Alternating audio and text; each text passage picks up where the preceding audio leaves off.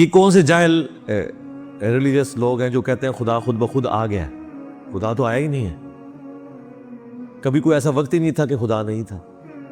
खुदा आया ही नहीं है। खुदा तो हमेशा से है। तो ये पहले तो कॉन्सेप्ट क्लियर करें, खुदा आया नहीं है, खुदा हमेशा से। हम इसे मैथमेटिकली साबित करते हैं। देखिए, जो यूनिवर्सल ट्रूथ्स एस्टेब्लिश हो चुके हैं उसको तो आप कोई दोबारा से चैलेंज ना करें। यानी ये यूनिवर्सल ट्रूथ है कि 2 + 2 = 4। ठीक है, अब इसे कोई 5 या 3 बनाने की कोशिश करे तो जुल्म पर मबनी काम कर रहा है। आप दोबारा से व्हील भी इन्वेंट कर लें तब भी ये मैथमेटिकल इक्वेशन तो अपनी जगह रहेगी। बिल्कुल इस तरीके से ये चीज एस्टेब्लिश हो चुकी है कि कायनात पहले नहीं थी तो आई है। आपको पता है कुछ अरसा ये नजरिया रहा है 17वीं और 18वीं सदी में कि ये स्टेडी स्टेट कायनात है, हमेशा से ऐसे ही चल रही है। लेकिन ये अब नजरिया अपनी मौत मर गया। हम जिस एरा में बैठे हैं ना, ये नजरिया खत्म हो चुका हुआ है। आज से नहीं, बिग बैंग के बाद से, जब वो हबल ने वो टेलीस्कोप के जरिए चीज देखी थी 1920s में। हबल आपको पता है बहुत बड़ा साइंटिस्ट था अमेरिका में। उसने टेलीस्कोप के जरिए जब ये स्टार्स की मूवमेंट देखी, इसके ऊपर मेरी तफसीली वीडियो भी है, ब्लैक होल्स के ऊपर भी आप देख लें। तो हबल ने ये देखा कि कायनात में जितने भी ये इजराम फल्की हैं, यानी आसमान पे जितने आपको सियारे सितारे नजर आ रहे हैं ना, इनमें एक कॉमन चीज ये है कि सब एक दूसरे से दूर जा रहे हैं। और उसके लिए उसने स्पेक्ट्रम जब ड्रा किया, स्पेक्ट्रम जब ग्रेजुअली किसी चीज का लाइट का स्पेक्ट्रम रेड की तरफ शिफ्ट हो, इट मीन्स कि वो आपसे दूर जा रही है।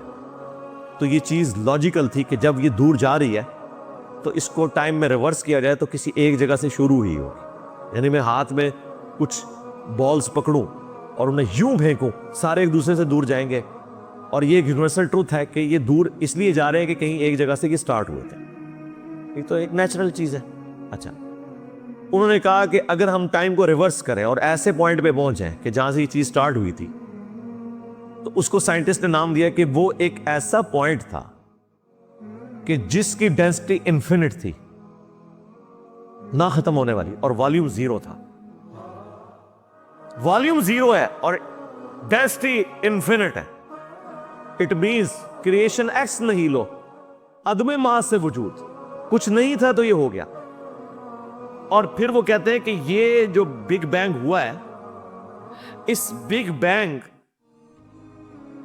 के बाद अगर 1 सेकंड के ट्रिलियन हिस्से के अंदर भी जरा सी डिस्टर्बेंस आती तो ये कायनात वजूद में नहीं आ सकती थी। और ये तो सिर्फ वजूद में आने की बात है। फिर जो billions of fine tunings planet Earth के ऊपर मौजूद है, हर सियारे के एतबार से है, जमीन का सूरज से फासला, फिर इनकी ग्रेविटेशनल फोर्स, इनकी मूवमेंट, स्पीड, ये तो एक पूरी एक समझ ले एक ऐसी फील्ड है जिसमें इंसान जाके गुम हो जाता है। इन सारी चीजों को कंसिडर करके स्टेडी स्टेट कायनात की थ्योरी तो होगी खत्म और बिग बैंग होगी इस्टेब्लिश। अब ये तो साबित हो गया कि क्रिएशन एक्स नहीं लो हुई है, यानी इंसान या कायनात ये पैदा हुए हैं। प्रॉब्लम तब थी आपके लिए जब आप ये मानते कि ये भी हमेशा से इंसान पैदा हो रहे हैं और दूसरा एंड कोई नहीं है। ये तो मसला हल कर दिया आपका साइंस ने, उनका नहीं, क्रिएशन तो हुई है। अब इसका क्रिएटर है या नहीं है, इसके ऊपर वो आके बात करते हैं। अब ये जो फाइन ट्यूनिंग्स हैं, इनको समझने के लिए इतने दिमाग की जरूरत है, इतने ब्रेन्स की जरूरत है। डीएनए के स्ट्रक्चर को समझने के लिए, इस हार्मोनी को समझने के लिए, बनाने के लिए नहीं सरकार। इतने ब्रेन्स लग जाए। आज तक हम डिस्कवरी ही कर रहे हैं। ये जितने हम चीजें दरियाफ्त करते हैं ना, वो हम कानून कुदरत दरियाफ्त करते हैं। यानी अगर हमने ये चीज एक्सप्लोर कर ली है कि सूरज मशरिक से निकलता है, मगरिब में गुरूब होता है विद रिस्पेक्ट टू जमीन, वैसे तो गुरूब होता ही नहीं है ना, निकलता है। तो ये एक फिजिकल फिनोमिना है जो हमने डिस्कवर किया है। इस फिनोमिना ने सूरज को पैदा नहीं किया। ये क्रिएटर ऑफ सन तो नहीं है, ये अगर आपको पता चल गया।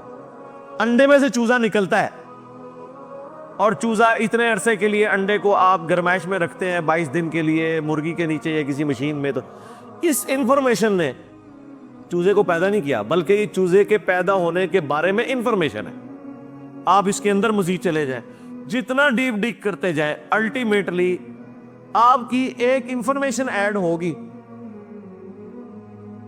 ये नहीं होगा कि आपको ये पता चल जाए कि इसने पैदा किया, वो तो मुर्गी को खुद नहीं पता जो पैदा करने वाली है, क्रोकोडाइल को, एलिफेंट को ये पता ही नहीं मेरे अंदर क्या क्या क्वालिटीज है, जिसको ये पता ही नहीं मेरे अंदर क्या क्वालिटीज है, इंसान को नहीं पता अभी तक मेरे अंदर क्या क्वालिटीज है, ये तो भी साइंस थोड़ा बहुत आपको एक्सप्लोर कर रही है। तो क्रिएटर तो हम इन क्वालिटीज के है ही नहीं है। और फिर पीछे एक ब्रेन इस एतबार से है कि वो एक ऑर्गेनाइज तरीके से, और ये भी चीज डेफिनेटली फिजिबिलिटी के तहत आप समझे मैथमेटिक्स में एस्टेब्लिश हो चुकी है कि ये पूरे एक ऑर्गेनाइज तरीके से जो चीज चल रही होती है उसके पीछे एक ब्रेन जरूर होता है। ब्रेन के बगैर ये कोई डिजाइन कर नहीं सकता। फिजिक्स का सेकंड लॉ ऑफ थर्मोडायनेमिक्स जो है कि एंट्रोपी या तो कांस्टेंट रहती है या इंक्रीज करती है, यानी डिसऑर्डर। खुदा ना खासा यहां पे धमाका हो जाए तो हर चीज बिखर जाएगी। इसके बाद दुनिया का कोई धमाका दोबारा इसको इस हालत में अरेंज नहीं कर सकता। इसको कहते हैं एंट्रोपी, कि कहीं पे बिगाड़ आता है तो वो बढ़ता है। ये हो सकता है कि मजीद आप लोग लाएं तो ये बिगाड़ और बढ़ता जाए, या जितना है उतना ही दे, वापस ऑर्गेनाइज नहीं हो सकता जब तक के दोबारा से इंटरवीन करके आप ये करना। जिसने वो जियारत में उन्होंने मोहम्मद अली जिन्ना के वो सारे वो म्यूजियम तबाह कर दिया था दहशतगर्दों ने, तो दोबारा से उन्होंने बनाया, तो खुद ब खुद तो नहीं बना। धमाके के बाद तो सब कुछ खुद ब खुद फैल गया था, लेकिन दोबारा उस जगह पे लाने के लिए आपको बजट लगा है, ब्रेन लगा है, एफर्ट पुट किए हैं, फिर जाके वो ऑर्गेनाइज हुआ है। तो इसका मतलब है ऑर्डर बनाने के लिए ब्रेन चाहिए होता है, डिसऑर्डर के लिए कोई मसला नहीं, और डिसऑर्डर के बाद दोबारा ऑर्डर बन जाए इसके लिए ब्रेन चाहिए। सरकार ये कौन सा डिसऑर्डर है, ये कौन सा बिग बैंग है? छोटा सा धमाका ऑर्गेनाइज नहीं करता, चीज को बिगाड़ता है, और इतना बड़ा धमाका इतना बड़ा ऑर्डर ले आया है कि प्लेनेट अर्थ के ऊपर 2 मिलियन से ज्यादा स्पीशीज है। एक एक स्पीशी के ऊपर आप जिंदगी गुजारे, आप सिर्फ उसकी आदतें ही नहीं बता सकते क्या है। ये तो छोड़ दें कि ये बनी कैसी है।